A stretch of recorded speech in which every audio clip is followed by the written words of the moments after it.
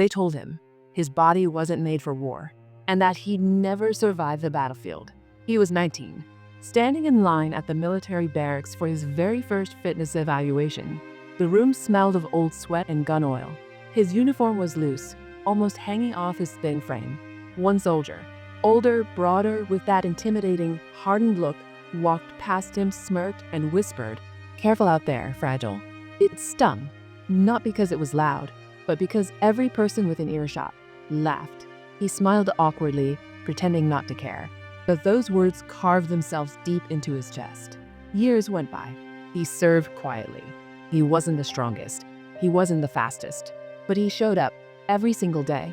Then came the injury. A routine training drill went wrong. A torn ligament. Months of physical therapy. And in those long, silent nights, when the pain was sharpest, he replayed that single word in his head, fragile. When his service ended, he left the military with a limp, a pile of medical papers, and a gnawing emptiness inside. Civilians saw him as the veteran who got hurt. Some friends stopped calling. Even his family didn't quite know what to say anymore. One night, scrolling aimlessly through videos online, he stumbled upon footage of an Ironman triathlon, a brutal race. 3.8 kilometers swimming, 180 kilometers cycling, and a full marathon, all in one day. He didn't know why, but his heart pounded just watching it. The pain in his leg, the voice in his head calling him fragile.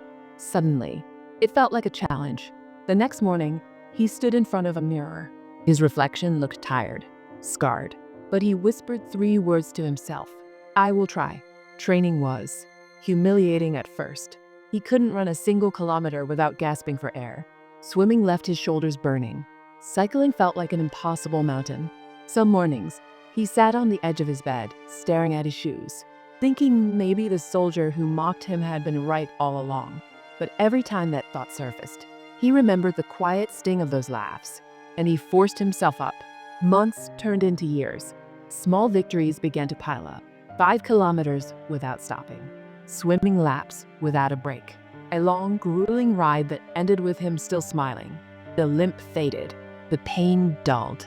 And something else grew in its place. Resilience. The day of the Ironman came. Standing at the starting line, wetsuit on, the smell of salt water in the air. He looked around at the other competitors. Some were professionals, built like machines. He didn't feel like one of them, but he didn't feel fragile anymore either. The horn sounded. He dove in. Hours blurred. Muscles screaming, lungs burning.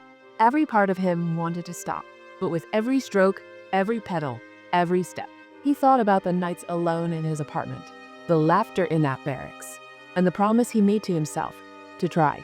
14 hours, 27 minutes, and 53 seconds later, he crossed the finish line. No cheers from a huge crowd, no big media coverage, just the quiet click of his timing chip and the overwhelming weight of knowing he had done the very thing they said he never could. Months later, a video of his finish went viral in veteran communities.